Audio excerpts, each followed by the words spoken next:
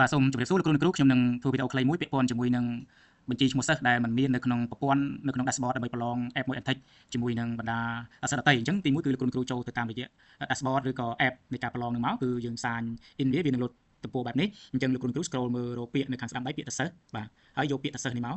បាទបន្ទាប់មកគឺនៅត្រង់ចំណុចនេះគឺយើងជ្រើសរើសយកខេត្តបាទអញ្ចឹងខ្ញុំឧទាហរណ៍ខេត្តឧត្តរមានជ័យបាទនៅក្នុងក្រុងសំរោងហើយសាលាគឺវិទ្យាល័យរាជសែនសំរោងហើយថ្នាក់ទី12បាទហើយទី12គឺទី 12B បាទបន្ទាប់មកខ្ញុំយកពាក្យថាច្រោះយកអញ្ចឹងខ្ញុំពិនិត្យមើលថាតើសិស្សរបស់ខ្ញុំ39នាក់តើគ្រប់ហើយនៅបាទអញ្ចឹងវានឹងលោតបញ្ជីមកសរុបនេះ14នាទីវានឹងលោតទៅបន្តទៀតតើចុងក្រោយគឺសិស្សថ្នាក់ខ្ញុំមានចំនួនប៉ុន្មាននាក់បាទអញ្ចឹងបើសិនបើសិស្សនឹងមិនគ្រប់39នាក់ទេលោកគ្រូបាទត្រូវបញ្ចូលឈ្មោះបន្ថែមខ្លួនឯងបានមួយទៀតគឺយើងផ្ញើជា file Excel ឬក៏ឯកសារណាមួយតាមតែអាចធ្វើទៅបានគឺផ្ញើទៅឲ្យក្រុមការងារបង្គោល ICT ថ្នាក់ខេត្តគាត់នឹងរុញបន្តទៅថ្នាក់តំបន់នឹងរុញបន្តទៅក្រុមការងារទទួលបន្ទុកបាទអញ្ចឹងយើងឃើញថានៅកន្លែងនេះគឺយើងច្រោះដោយសារទី12យើងមានប្រភេទវិទ្យាសាស្ត្រនិងសង្គមអញ្ចឹងខ្ញុំច្រោះយកសង្គមខ្ញុំយកច្រោះក្នុងទៀតបាទអញ្ចឹងសិស្សខ្ញុំគឺបានតែ14នាក់ទេគឺនៅក្នុងសរុបគឺ39នាក់បាទអញ្ចឹងនៅត្រង់ចំណុចនេះយើងច្រោះយកទាំងអស់មកបាទអញ្ចឹងយើងបាត់សិស្សអញ្ចឹងបាត់សិស្សយើងត្រូវដឹងថាសិស្សណាអញ្ចឹងដើម្បីបន្ថែមឈ្មោះបានគឺយើងចូលកន្លែងពាក្យចូលឈ្មោះអញ្ចឹងខ្ញុំនឹង scroll មើលថាតើខ្ញុំបាត់សិស្សមួយណា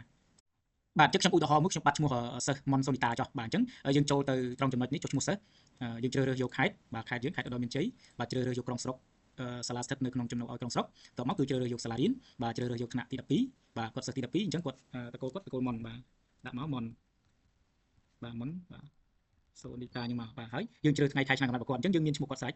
អញ្ចឹងនៅកន្លែងថ្ងៃខែឆ្នាំកំណត់នេះគឺយើងអាចចុចមកយើងមើលថ្ងៃខែឆ្នាំកំណត់របស់គាត់គឺ25/4/2009អញ្ចឹងយើងចុចកន្លែងនេះក៏បានដាក់ចេះសរសេរផ្ទាល់ក៏បានដែរដាក់25បាទ04/2009បាទហើយជ្រើសរើសភេទបាទហើយលេខទូរស័ព្ទរបស់គាត់បាទបើយើងមានលេខទូរស័ព្ទយើងបំពេញលេខទូរស័ព្ទចូលមកយើងប្រភេទគាត់ប្រភេទថ្នាក់អីថ្នាក់ B បាទ B តមកគឺជ្រើសរើសជំនាញគាត់ផ្នែកថ្នាក់វិទ្យាសាស្ត្រសង្គមតមកយើង copy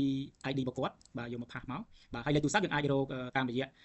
ព័ត៌មានគ្រូបាទព័ត៌មានសិស្សនៅក្នុងគ្រូទុកថ្នាក់ណាបាទបន្ទាប់មកគឺយើងចុចបំពេញអស់ហើយបាទយើងចុចពាក្យបញ្ជូនបាទបញ្ជូនការចូលឈ្មោះបាទ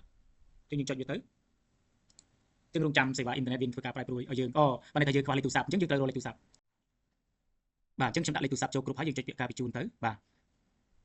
អញ្ចឹងបានន័យថានៅទីកន្លែងនេះយើងធ្វើបានម្ដងមួយទេបាទអញ្ចឹងយើងធ្វើបន្តទៀតតែក្នុងករណីសិស្សត្រឹមតែ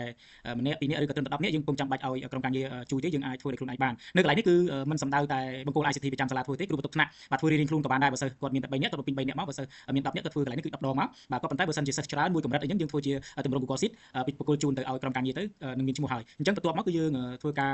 refresh ឬក៏ក្រុមការងារគាត់នឹងពិនិត្យមើលឡើងវិញទៅលេខចំនួននេះនឹងមានការកើនឡើងគ្រប់39ក្នុងករណីសិស្សយើងមាន39នាក់អីចឹងណាបាទខ្ញុំសូមបញ្ជាក់ខ្លីប៉ុណ្ណឹងយ៉ាងបន្ទាប់មកគឺគាត់មានឈ្មោះក្នុងការចូលរួមប្រឡងជាមួយគេបានហើយបាទអញ្ចឹងកន្លែងនេះពីរបៀបនៃការបំពេញសិស្សបន្ថែមក្នុងករណីសិស្សមិនមានឈ្មោះនៅក្នុងការប្រឡងមួយ Edtech ជាមួយនឹងក្រុមការងារបាទ